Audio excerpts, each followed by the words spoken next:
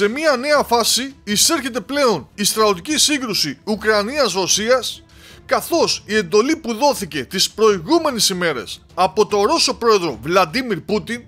περί δημιουργίας μιας ουδέτερης ζώνης στη συνοριακή γραμμή των δύο χωρών που αφορά τις ρωσικές περιφέρειες Μπριάνσκ, Κούρσκ και Μπέλγκοροντ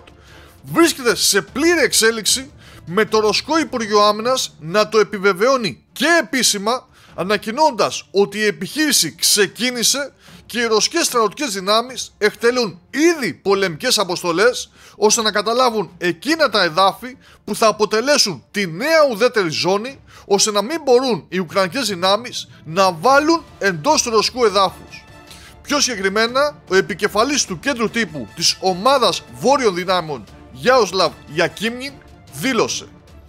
μετά την απελευθέρωση της περιφέρειας Κούρσκ από τον εχθρό, μονάδες της ρωσικής ομάδας δυνάμεων εκτελούν πολεμική αποστολή για τη δημιουργία ζώνης ασφαλείας κατά μήκος των κρατικών συνόρων της Ρωσικής Ομοσπονδίας.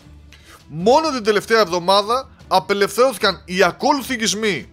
το Μαρίνο και η Λόχνια στην περιφέρεια Σούμι, και σημειώθηκε σημαντική πρόοδος στην περιοχή της πόλης Βολτσάνσκ στην περιφέρεια Χάρκοβο.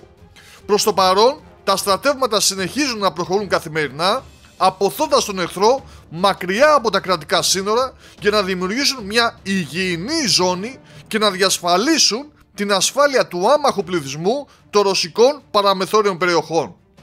Και όντως, οι πληροφορίες που έρχονται από τα μέτωπα στην περιοχή μιλούν ανεπίσημα για μεγάλη συγκέντρωση ρωσικών στρατιωτικών δυνάμεων κοντά στην περιοχή του Βολτσάνσκ στο Χάρκοβο, οι οποίες ήδη ένα τμήμα τους έχει ξεκινήσει να δραστηριοποιείται, χτυπώντας τους Ουκρανούς και αναγκάζοντάς τους να υποχωρήσουν.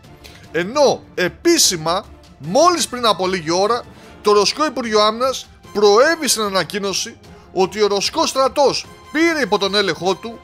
δύο οικισμούς στο Σούμι, τον Βλαντιμίροφκα και Μπελοβόντι, με τις ρωσικές δυνάμεις να μάχονται ήδη κατά των Ουκρανικών που βρίσκονται στον οικισμό Γιουνακίβκα, με όλες τις ενδείξεις και τις πληροφορίες που καταφθάνουν να μιλούν για μεγάλη ρωσική κινητικότητα σε όλη την περιοχή.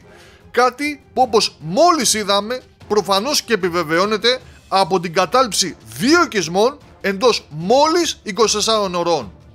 Ξεκίνησε λοιπόν και όλα δείχνουν ότι ο ρωσικός στρατός, η ρωσική αρκούδα, κινείται ταχαίως για να καταλάβει μεγάλα τμήματα εδάφους, αλλά αγνώστου βάθους μέχρι στιγμής, ίσως θέλοντας να πάρει και ολόκληρες τις ουκρανικές περιφέρειες του Σούμι και του Χάρκοβο.